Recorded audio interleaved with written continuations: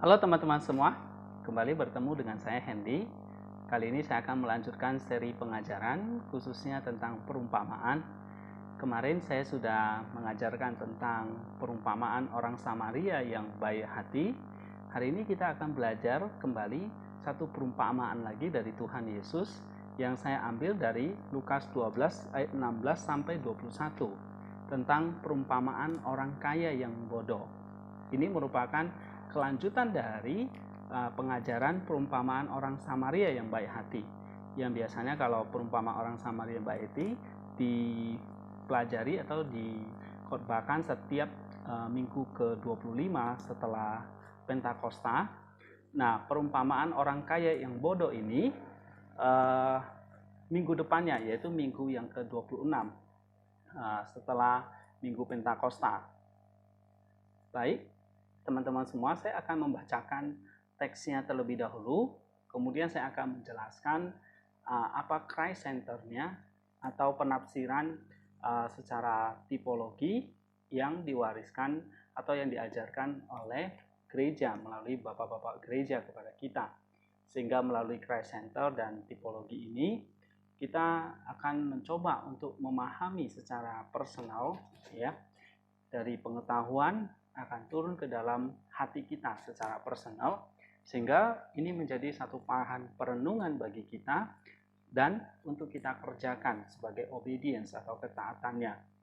Jadi memang di video sebelumnya kemarin saya sudah mengajarkan tentang waktu kita membaca atau mempelajari Alkitab ada 4 hal yang sangat penting yang kita perlu pikirkan, yaitu apa yang kita baca itu semua merupakan tentang Kristus dan karyanya melalui gereja, sehingga melalui gereja ini kita boleh diselamatkan dan hidup di dalam keselamatan dan akhirnya menjadi serupa dengan Kristus. Itulah tujuan mengapa Alkitab atau kitab suci ini diberikan kepada kita untuk kita pelajari dan kita praktikkan. Jadi bukan hanya sekedar jadi manusia yang baik, tetapi menjadi manusia yang ilahi, yang sesuai dengan tujuan Allah menciptakan kita, yaitu menjadi semakin hari semakin serupa dengan Kristus, anak Allah yang tunggal itu. Melalui firman Tuhan, melalui kitab suci inilah kita mengenali siapa Kristus. Dengan mengenal siapa Kristus itu, kita mengenal Allah kita mengenal Roh Kudus, kita mengenal siapa diri kita dan sesama kita manusia. Seperti yang kemarin kita pelajari, bahwa sesama manusia itu tidak lain dan tidak bukan adalah orang-orang yang sangat dicintai oleh Allah, oleh anak, oleh Yesus Kristus. Itulah sesama kita. Nah, melalui pembacaan perumpamaan ini juga akan menolong kita, bukan hanya kita mendapatkan Christ Center atau pengetahuan dogmatik, teologis, apa yang diajarkan oleh Bapak Gereja, tetapi paling penting adalah kita bisa masuk ke dalam hati kita, apa yang kita pelajari menjadi bagian dari diri kita, menjadi personal, dan lalu kita bisa menaati dalam bentuk obediensia. Baik, saya akan memulai dari Lukas 12 ayat 16 sampai 21. Saya akan membacakan teks dalam bahasa Indonesia yang saya ambil dari Alkitab Terjemahan Baru. Kemudian ia menyampaikan kepada mereka satu perumpamaan. Ada seorang kaya, tanahnya berlimpah-limpah hasilnya. Ia bertanya dalam hatinya, apakah yang harus aku perbuat? Sebab aku tidak mempunyai tempat di mana aku dapat menyimpan hasil tanahku. Lalu katanya, inilah yang akan aku perbuat. Aku akan merombak lumbung-lumbungku dan aku akan mendirikan yang lebih besar. Dan aku akan menyimpan di dalamnya semua gandum dan barang-barangku. Sesudah itu aku akan berkata kepada jiwaku, jiwaku, engkau memiliki banyak barang, tertimbun untuk bertahun-tahun lamanya. Beristirahatlah, makanlah, minumlah, dan bersenang-senanglah. Tapi firman Allah kepadanya, hai, engkau orang yang bodoh, pada malam ini juga jiwamu akan diambil darimu. Dan apa yang telah kau sediakan untuk siapakah itu nanti? Ayat 21, demikianlah jadinya dengan orang yang mengumpulkan harta bagi dirinya sendiri, jikalau ia tidak kaya di hadapan Allah.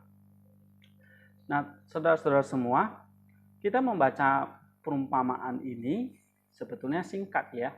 Ini tentang hasil panen orang kaya. Dan seperti banyak ajaran Yesus lainnya, makna spiritual dari ajaran ini sangat dalam, walaupun singkat. Tampaknya sederhana di luar, tetapi sesungguhnya ajaran ini memiliki lebih dari sekedar pesan moral atau eksternal yang mengajarkan bahwa kita harusnya tidak hanya peduli pada diri kita sendiri, tidak pelit, atau biasanya hanya peduli dan menganggap hidup ini sebagai satu achievement, memperoleh kekayaan, barang, ataupun hanya pengumpulan harta. Lebih dari sekedar itu. Ini bukan hanya sekedar ajaran moralitas, tetapi sekaligus yang tadi saya katakan bahwa di balik perumpamaan ini ada rahasia atau pesan Allah tentang kerajaan surga yang merupakan tempat kekal kita bagi kita nantinya. Nah, seperti apa? Apa yang menjadi ajaran atau Christ Center-nya di sini? Inilah yang akan kita kupas, yang akan saya bagikan dari pandangan dari bapak-bapak gereja juga. Tuhan kita mengatakan perumpamaan ini karena dia baru saja ada di tengah perselisihan antara dua saudara tentang warisan. Ya, jadi dalam waktu kita mempelajari sebuah perumpamaan atau membaca Alkitab itu kita juga harus melihat konteks historis, ya, atau biasanya saya sering sebut sebagai latar belakangnya, ya, di dalam perumpamaan itu atau konteks historisnya. Nah, ini merupakan bersamaan dengan teks tersebut harus kita perhatikan, ya. Nanti ada satu sesi video khusus bagaimana kita mempelajari kitab suci ini dengan lebih baik, ya, dengan hermeneutik atau cara-caranya. Tapi kalau kita perhatikan di sini, perumpamaan ini ada terjadi karena Yesus baru saja ada di tengah perselisihan antara dua orang saudara tentang warisan. Jadi Yesus berusaha menunjukkan betapa bodohnya hal itu. Betapa bodohnya mempersoalkan kekayaan. Nah, Yesus memulai perumpamaan ini dengan mengatakan, ada seorang kaya, tanahnya berlimpah-limpah, di ayat 16 tadi. Ya, dia tidak menyebut nama orang itu. Ya, jika kita perhatikan dalam perumpamaan Yesus, mereka yang berdosa tidak memiliki nama. Seperti orang kaya dan Lazarus. Lazarus nama, ya, tapi orang kaya itu tidak disebut nama. Dan ada orang kaya yang memiliki panen berlimpah ini. Namanya tidak disebut. Namanya dihapus dari buku kehidupan. Namanya menjadi tidak penting. Mungkin ketika dia meninggal akan ada kemeriahan besar. Ada trompet, orang-orang bermain trompet, ya, dan membayar pelayat untuk meratap dan mengiring untuk menguburkannya.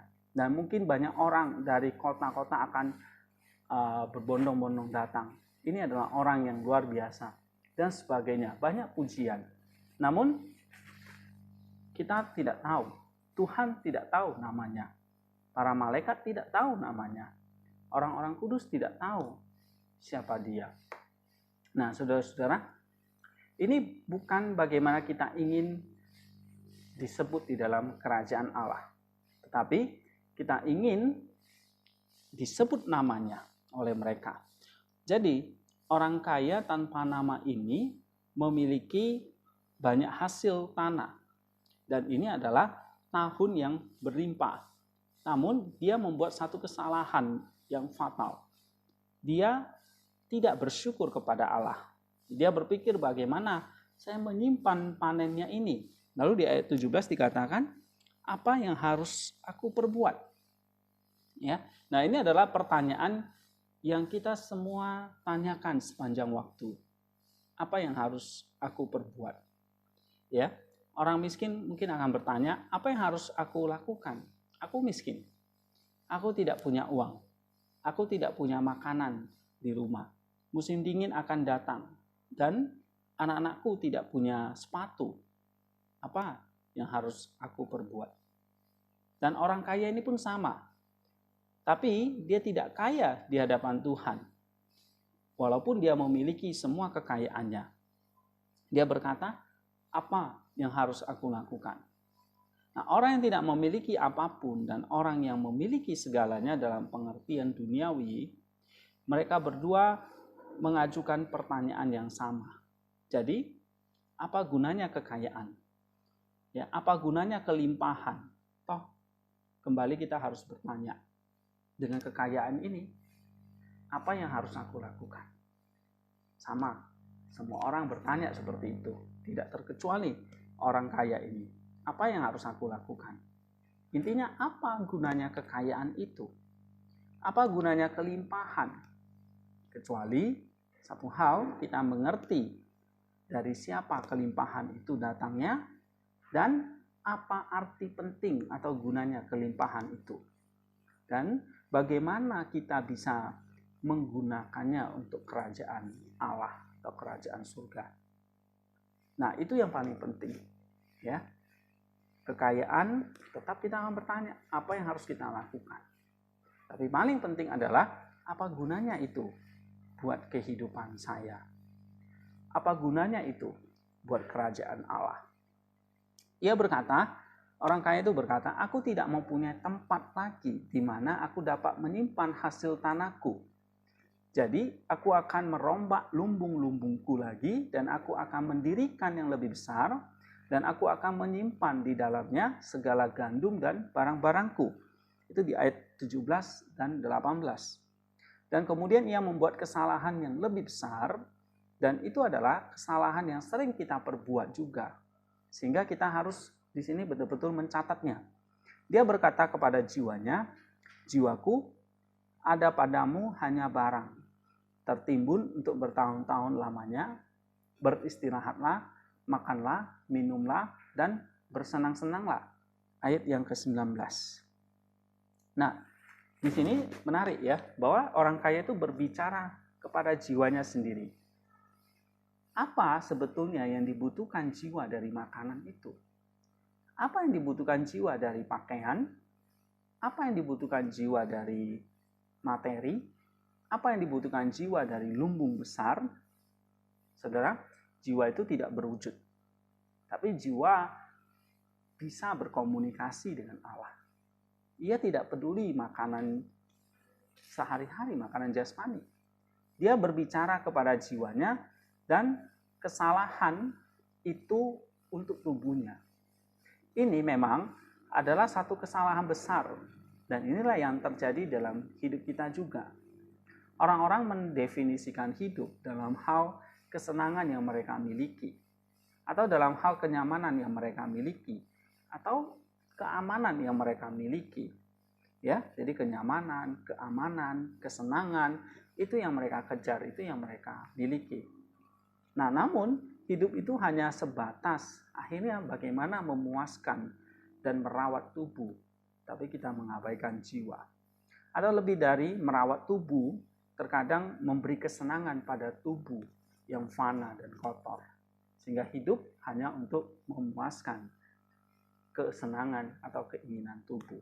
Nah, inilah hidup yang selalu berbicara tentang tubuh mereka. Ini yang dia alami, yang dikerjakan oleh orang kaya yang bodoh ini. Nah, orang kaya ini membuat satu kesalahan yang khas ya, bagi mereka yang tidak peduli kepada Allah dan tidak mengerti apa tujuan hidup mereka. Ia tidak mengerti tentang jiwanya, baginya jiwanya adalah tubuhnya sepanjang yang ia perhatikan. Semuanya ada di sini dan sekarang. Semuanya adalah tentang makan berikutnya, hiburan berikutnya, tarian berikutnya. Ya, baginya itu adalah kebutuhan jiwanya. Jadi kebutuhan jiwanya diisi dengan kebutuhan tubuhnya. Nah, inilah yang menjadi kesalahan dia. Dan kita akan melihat apa dampaknya, apa implikasinya ketika dia tidak memahami jiwa dan tubuhnya dan tujuan hidupnya. Lalu Tuhan berkata kepadanya di ayat yang ke-20, "Hai engkau orang bodoh, pada malam ini juga jiwamu akan diambil daripadamu. Dan apa yang telah kau sediakan, untuk siapakah itu nanti?" Nah, cara yang lebih tepat untuk mengatakannya adalah, malam ini mereka akan menuntut jiwamu. Mereka itu adalah iblis. Mereka akan mengambil jiwa dan melemparkannya ke tempatnya, yaitu di neraka. Tuhan tidak menyebut kematian orang benar dengan cara ini. Malaikat mengambil jiwanya dan naik kepada Tuhan. Itu tidak bertentangan dengan kehendaknya dan alami. Bapak gereja yang bernama John Chrysostom berkata seperti ini. Ya, they shall require of thee or for perhaps certain great powers who send to require, since if we went going from city to city, we want a guide, much more will the soul when released from the body and passing a future life need direction. Kita saja yang berpergian dari satu kota ke kota lain, kita butuh direction, kita butuh map, kita butuh, sekarang ada Google Map, kita butuh orang menuntun jalan. Apalagi jiwa yang memang terlepas dari tubuh dan pergi ke tempat yang asing, butuh yang namanya direction. Nah, on this account, many times the soul races and sinks into deep again when it ought to depart from the body. For the consciousness of sins is ever pricking us. But most of all, when we are going to be dragged before the lawful tribunal. Ya, nah ini juga terjadi kepada jiwa, ya, dan jiwa ini tenggelam di dalam dosa-dosa kita. Tapi ketika dia akan keluar dari tubuh atau mati, ya, nah dosa-dosa yang kita lakukan itu tetap ada, tetap sadar, ya, oleh jiwa itu. Jadi tubuh memang mati, tetapi jiwa akan selalu mengingat dosa-dosa apa yang sudah kita kerjakan waktu kita hidup. Dan inilah yang akan mendrag kita, menarik jiwa itu jatuh ke dalam jeratan iblis. For when the whole accumulation of crimes is brought out again and placed before the eyes, it astounds the mind, and as prisoners are always indeed sorrowful, but particularly at the time when they are going to be brought before the judge. So also the soul at this time is greedy, tormented by sins and afflicted, but much more after it has been removed. Jadi jiwa yang sudah keluar dari tubuh itu akan selalu dikejar oleh dosa-dosanya. Ya, sebab apa? Dia belum mengalami pertobatan. Dia belum hidup di dalam Kristus. Nah, oleh sebab itu ini seperti penjara. Ya. Nah, tapi syukur kepada Tuhan, kata Rasul Paulus. Siapakah yang akan membebaskan aku ini? Nah, tidak lain adalah Kristus sendiri yang sudah mengalahkan kematian itu dengan kematiannya. Dia menginjak-injak kematian itu dengan kematiannya dan kebangkitan dia. Jadi setiap orang yang mati di dalam Kristus, jiwanya akan dituntun oleh Kristus. Sementara mereka yang ada di luar Kristus, yang hidup hanya untuk tubuh mereka, ya, maka akan mengalami seperti orang kaya ini, tormented by sin and afflicted, kata John Chrysostom.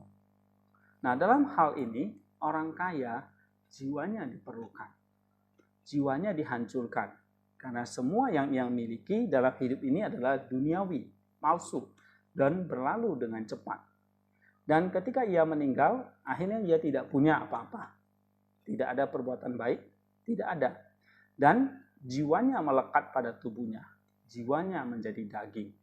Nah, ini seperti kata dari Saint Theophilus, ya. Nah, jiwanya jauh dari dia. Nah, Saint Basil berkata bahwa thou art so careless with respect to the goods of the soul, that thou ascribe the meats of the body to the soul. Jadi Basil berkata bahwa ini orang yang sangat careless, yang tidak peduli pada jiwanya. Ya, dia memberikan daging kepada jiwanya, padahal itu bukan makanan bagi jiwanya. If indeed it has virtue, if it is fruitful in good works, it clings to God, it possesses many goods, and rejoice with a worthy joy. Ya, nah, tetapi makanan dari jiwa itu justru adalah kebajikan, ya, buah dari pekerjaan baik yang menyenangkan Tuhan, ya, yaitu many goods, sukacita with a worthy joy, ya. But because thou art together carnal and subject to the passions, thou speaks from the belly, not from the soul. Nah, ini menarik, ya, kata Basil. Ya, karena orang kaya itu karnal, bersifat daging dan terjerat pada nafsunya sendiri, dalam hal ini keserakahan dia, ketamakan dia, maka dia hanya berbicara dari perutnya saja, bukan dari jiwanya, kata Saint Basil. Aku berkata kepadamu, tidak akan ada rasa sakit yang lebih besar yang dialami oleh siapapun, selain ketika jiwa yang bersifat kedagingan dirobek dari tubuh yang rusak pada saat kematian. Nah, ini adalah momen tragedi terbesar bahwa seseorang yang telah menyediakan begitu banyak hartanya tidak akan memahaminya selama bertahun-tahun. Jadi sangat kasihan, ya, satu tragedi bahwa orang yang hanya sibuk mencari harta tetapi tidak mengingat akan jiwanya. Nah, Tuhan Yesus sudah memperingatkan kita. Ada hal-hal lain dalam perumpamaan ini yang penting juga kita pahami. Pertama adalah ketika ia berkata, aku akan merobohkan ya lumbung-lumbungku dan membangun yang lebih besar. Nah, ini ia punya lumbung, ya, ia punya banyak lumbung sehingga ia bisa memasukkan bahan makanannya. Ya, perut orang miskin ini. Jika ia memiliki lebih dari segalanya, ia berkewajiban untuk memberi kepada orang yang membutuhkannya. Tapi ternyata tidak.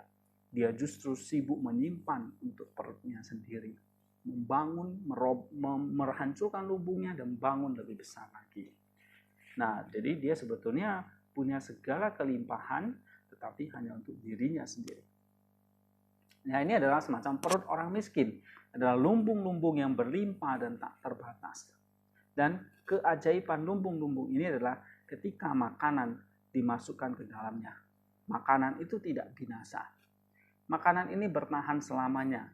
Dan setiap gelas air yang diberikan kepada salah satu lumbung penyimpanan ini, perut orang miskin ini, akan diingat menurut kata-kata juru selamat kita di akhir zaman. Jadi, makanan ini tidak binasa, di mana seperti biasanya kita makan makanan. Ia masuk ke perut, lalu keluar. Itu menjadi limbah dan dalam hitungan jam. Nah, tidak seperti makanan yang diberikan kepada orang miskin. Tapi kita harus memahami, ini bukan hanya ajaran moral yang menyatakan bahwa kita harus memberi kepada orang lain. Ya, kita lihat juga dalam Matius 25 ayat 35 sampai 40. Tapi ada satu kedalaman spiritual di sini sejauh mengapa kita memberi kepada orang lain. Lagi pula, semua itu miliknya Tuhan. Yesus berkata, aku berkata kepadamu, sesungguhnya segala sesuatu yang kamu lakukan untuk salah seorang dari saudaraku yang paling hina ini, kamu telah melakukannya untuk aku. Nah, kesalahan lain yang ia lakukan, orang-orang kaya itu adalah ketika ia berkata, engkau punya banyak harta atau banyak barang. Hai orang kaya, engkau tidak memiliki harta apapun sebetulnya. Semuanya milik Tuhan. Dan Tuhan telah memberikan sebagian dari kamu. Sebagian kepada kamu. Dia telah memberi kamu banyak agar kamu bisa memberi banyak kepada orang lain. Jadi kita harus mengerti bahwa semuanya milik Tuhan. Tetapi yang jauh lebih penting adalah jika kita benar-benar menjadi orang yang baik hati, kita harus memahami apa tujuan hidup kita ini. Nah, orang kaya itu jelas tidak mengerti. Dia menyebut tubuhnya adalah jiwanya. Ya. Nah, di akhir perumpamaan Tuhan berkata, demikianlah jadinya dengan orang yang mengumpulkan harta bagi dirinya sendiri, jikalau ia tidak kaya di hadapan Allah.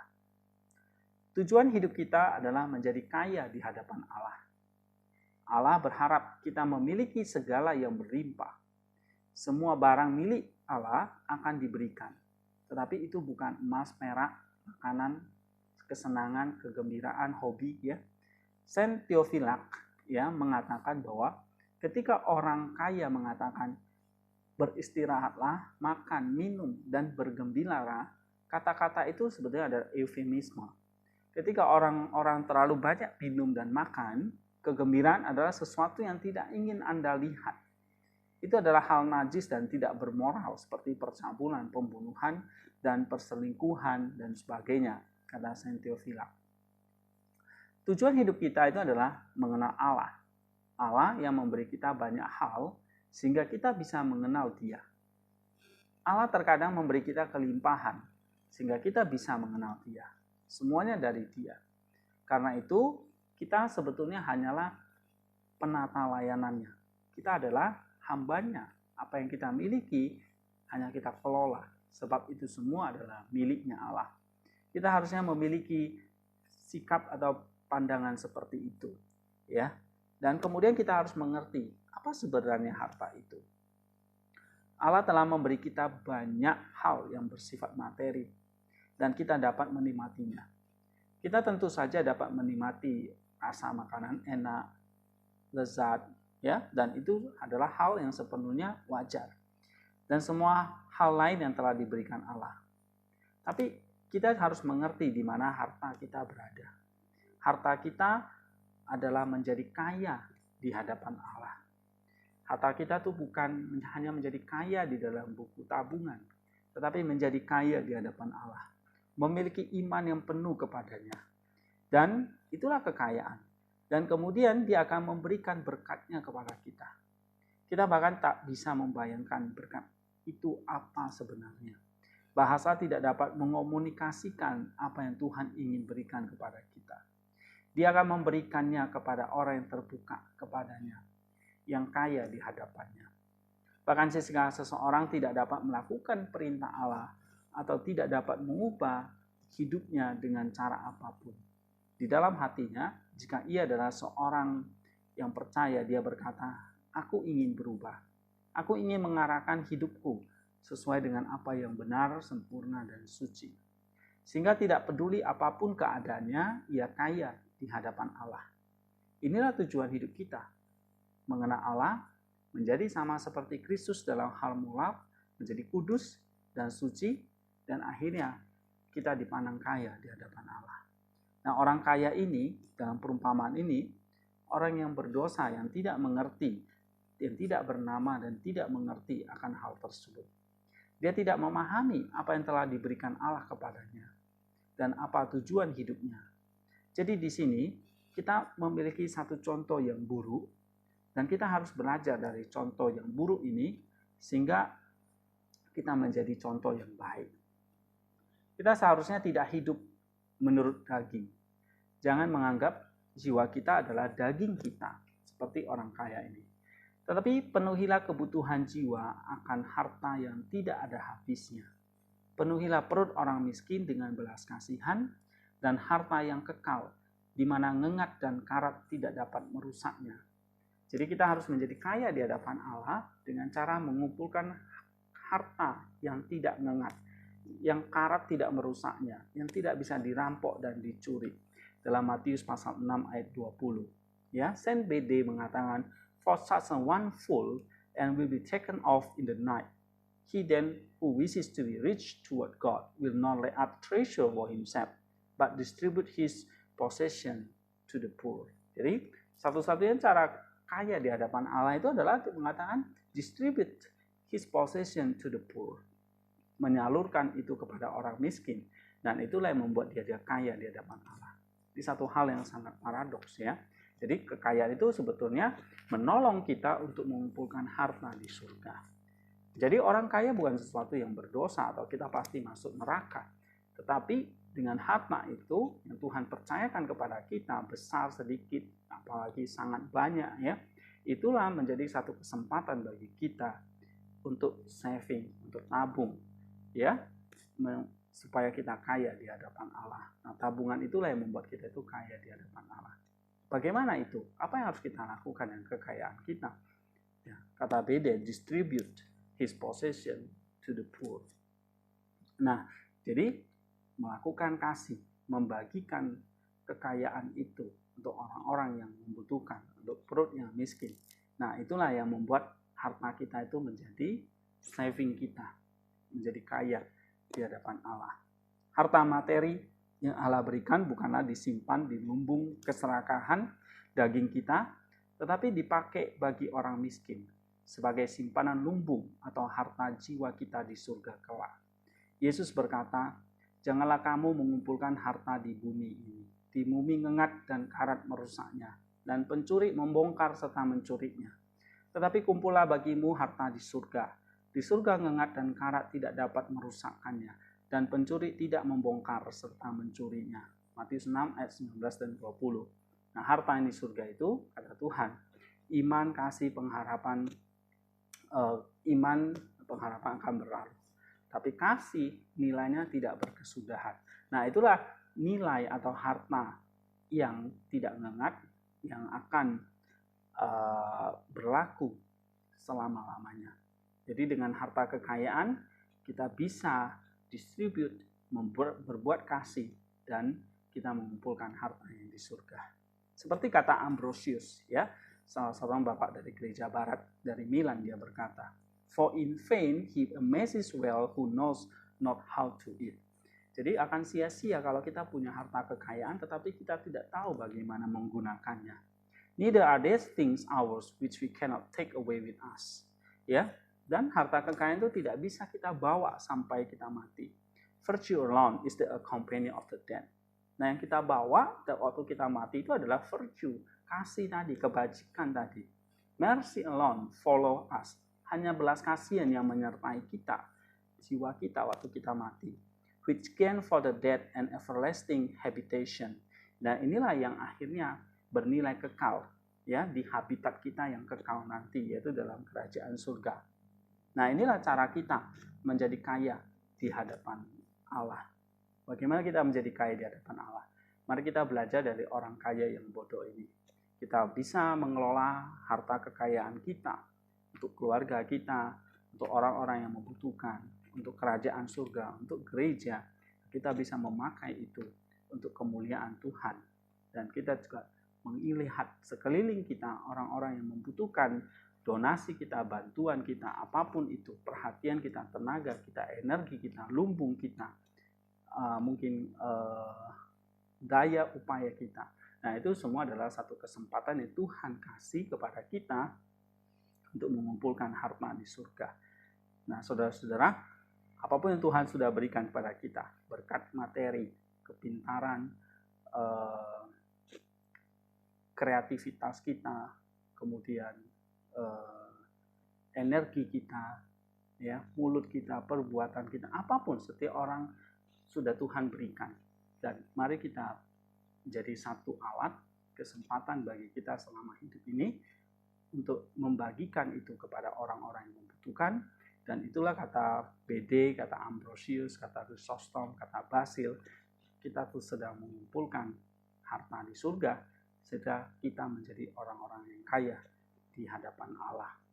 Demikian perenungan ini, pengajaran perumpamaan ini, kiranya apa yang disampaikan secara singkat ini bisa menolong kita untuk dengan bijaksana memakai harta kita, sehingga jiwa kita boleh diberi makan dengan kenyang, yaitu kebajikan-kebajikan yang kita lakukan melalui harta yang telah kita cari. Thank you semuanya, Tuhan memberkati kita semua. Sampai ketemu video pengajaran berikutnya atau seri perumpamaan yang ketiga. Thank you.